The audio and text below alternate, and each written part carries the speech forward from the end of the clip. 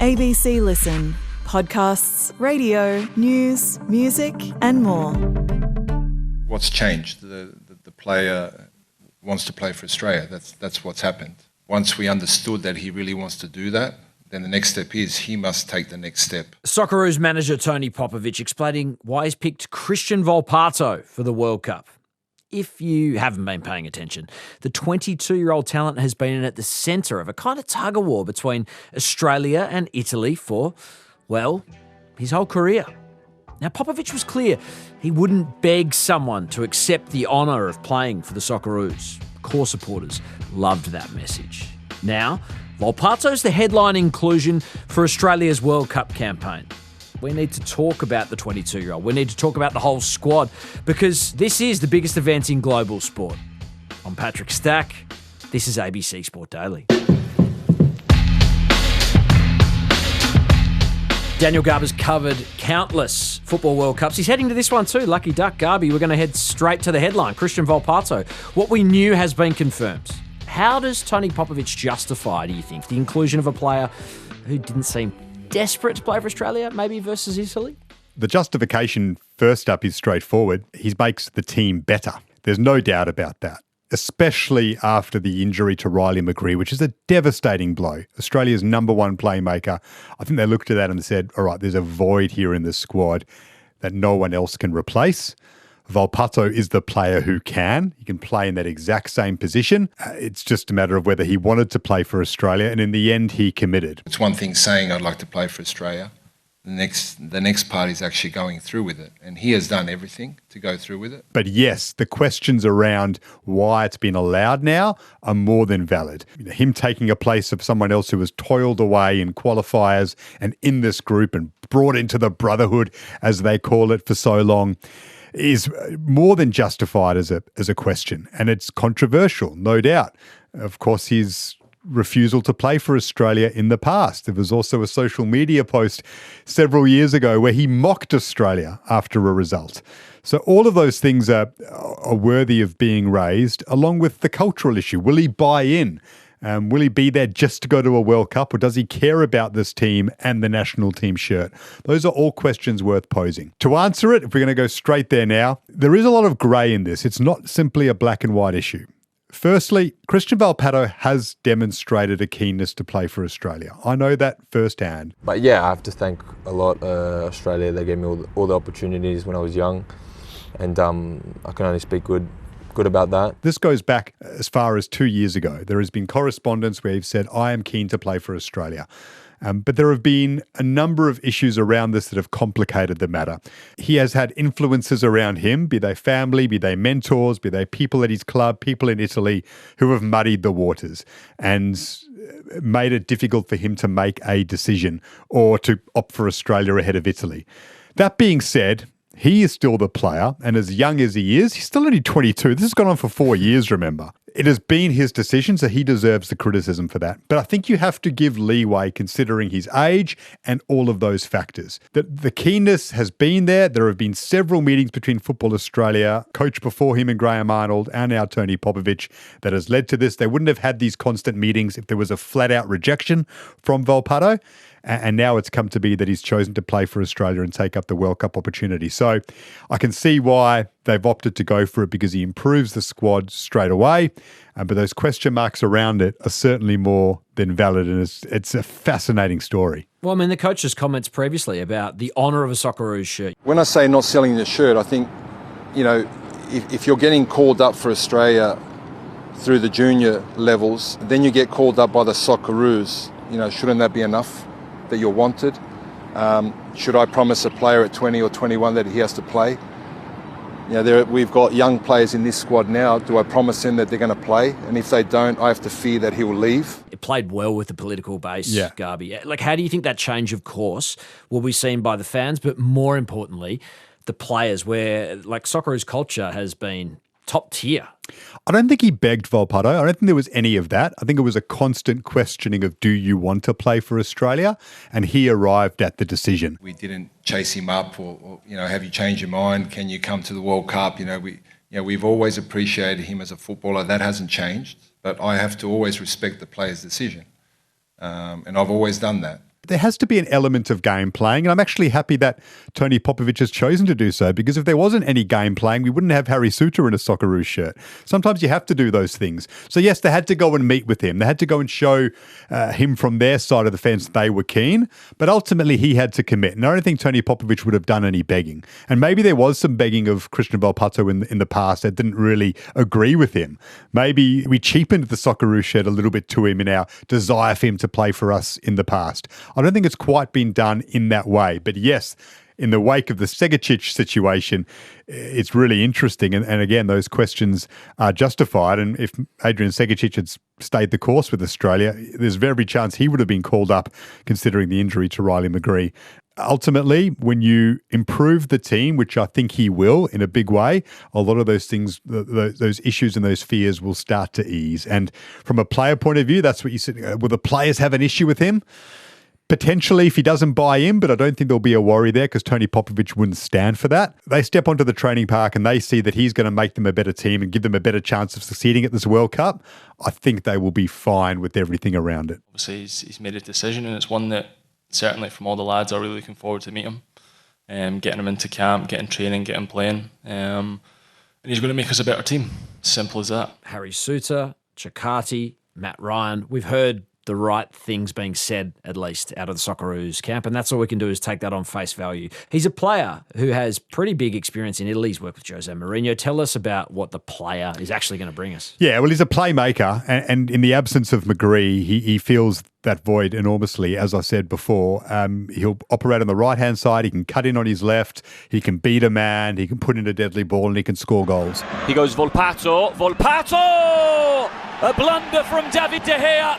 But it's Cristian Volpato who levels things up at Mapei Stadium. So I think alongside Jordi Boss and Mo Toure and Iran Kunda, when he comes off the bench, he provides a weapon for the Socceroos. The McGree injury was enormous. He was Australia's best midfielder, and I think it's more than justified considering how massive a stage a World Cup is and the weight that you have to get to it, to not leave any stone unturned. And they haven't done that in the Volpato situation. I think you're more likely to kick yourself by not exercising it than by doing this and having a couple of issues potentially in the background. Anytime you have a World Cup squad, you have a bolter narrative, and Cristian is that. And then you have the hard luck stories. If Volpato is the bolter or shock, who's the hard luck story? Martin Boyle, most certainly, and Kai Rolls to a lesser extent as well. Really feel for both of them. They've been heart and soul players in this national team for a while. Boyle's story is really sad in the sense that he committed to Australia to go to World Cups. He's similar to Suter, Scottish, with some Australian lineage. Gets injured before the 2022 World Cup, goes as the vibes man of the team, but doesn't play. Missed an Asian Cup as well, and now he's been cut. I've always kept the door open for everyone, and when you do that, it can cost someone that's been through the journey a spot at the World Cup. And unfortunately for Martin, he was one of those players. And Rolls was a really good contributor in Qatar. Everyone talked about Harry Suter's campaign, but he was alongside him in the heart of the defence the whole way through and did ever so well. True blue Australian who's been part of the setup for a while. But in Boyle's case, I don't think they could see him starting at all. And then you're looking at it as an impact player. He's 33, past his prime. The pace is going a bit. There are younger players who I think provide the chance to make a difference off the bench ahead of him. And so I can see why he's been excluded from the squad.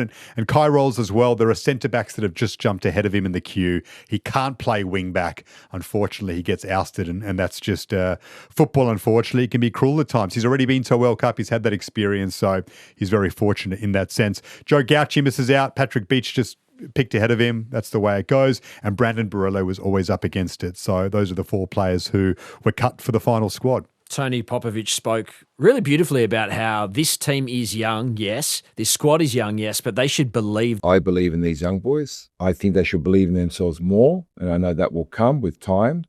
But they should feel assured and confident that they have a coach that believes in them, and that's why they're selected. And they know they are selected for this World Cup. They're not selected for future ones. Aside from the youth side of it, I'm drawn to the guys who are going to a fourth World Cup. Tell us about some of the stories there. Well, Matt Ryan and Matt Leckie joined Tim Cahill and Mark Milligan as history makers, the only Aussies to go to 4 World Cups.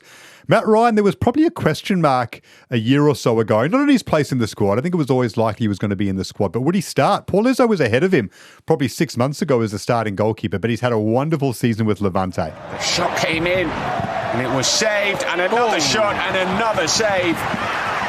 Matty Ryan called into action twice. He was equal to it on both occasions.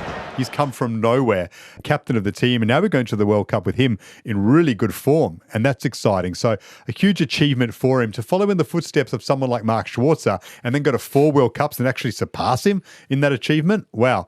Matt Leckie he's honestly a 35-year-old bolter because he started the A-League finals. Prior to that, he hadn't started an A-League game in October, but he played in the first final against Auckland for Melbourne City, and the way in which he threw his body around, you would just went, okay, he's back in calculations because he's a force. He's versatile. He can play up front. He can play in the centre of midfield, out wide if you need him to. I think the luxury of Matthew Leckie is that he can play anywhere. He has experience and maturity that you don't need a week or two of training in a position with him. You can basically show him a video and he would know what to do. That's the luxury of having someone with his quality. And he's such a leader, of course. So he's such an underrated footballer, Matt Leckie, and the true discussion of Australian football greats. I think he needs to be elevated a little bit higher than people give him credit for. Amazing how he's come through, and didn't have a great game against Mexico in the first half, but I think his presence in the squad is going to be really valuable. Played and lost to Mexico over the weekend. Still got Switzerland to come. We know the squad. Where's the pass mark? Fail mark for this tournament? The pass marks to get through the group. It has to be. It can't be any lower than that. I mean, Australia should have high expectations. I think our re-entry to the World Cup in 2006 showed that. But then look what was achieved in Qatar when we had a side that many people thought was going to be the weakest in the tournament. This side's got a very good defence, Chakati is sensational. Suter is back.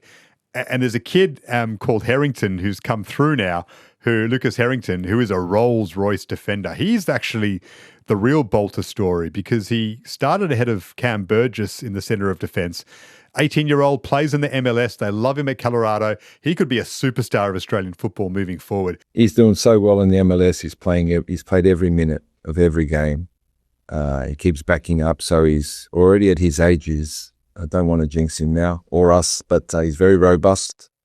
You know, to keep backing up in every cup competitions, every 3 or 4 days. So there's talent there in front of Matt Ryan. The defence can get us through games in this tournament and get us some points, and then hopefully we can find a win to go with maybe a draw or so and get through this group. But that's the pass. Anything less than getting through the group to the knockout stages would be a fail. Can't wait for it. We are just almost days away. Garby, appreciate your time. Thanks, mate.